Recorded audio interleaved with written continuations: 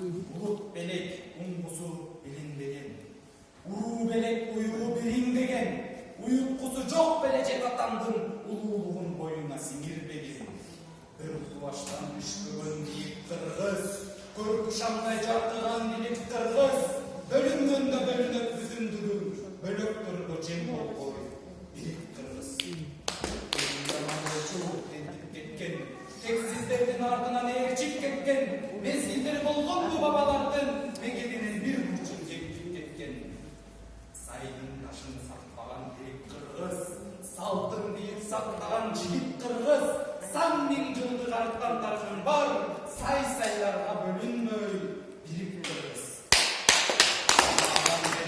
Tepsinin dilin buzgan, naylık belek elindin dilin buzgan, ırksız belek ırsı ıdıragan, ıntımak boyçuluğun jigin buzgan. Namısındı, narkındı bilip kırgız, nağız uluğu düğünüme kirip kırgız, koktu bolap keyindi koya turup, kol başında muşkunday bilip kırgız. Kaçkan caman, ceng içinin cellerin sattan caman, kulkusünün duydu arbın bulup, gündüz günü kızar kattan caman.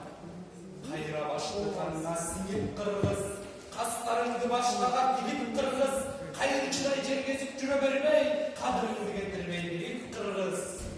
Sadaka çağ saltındı geçken bol boy, gelecektin genlerin kesken bol boy, iman, Ali, arındı sıyırıp salıp, rızkındı özü çok tepken bol boy. Buğdanındı kayradan minip kırgız, güt milletti moynuna ilip kırgız, başkalarına kolsunup çaldıramay, bayrağındın tübüne birik kırgız. Cel karabay çelkeni düz dögülü, bilim diktin bilegin güç dögülü, tağdırın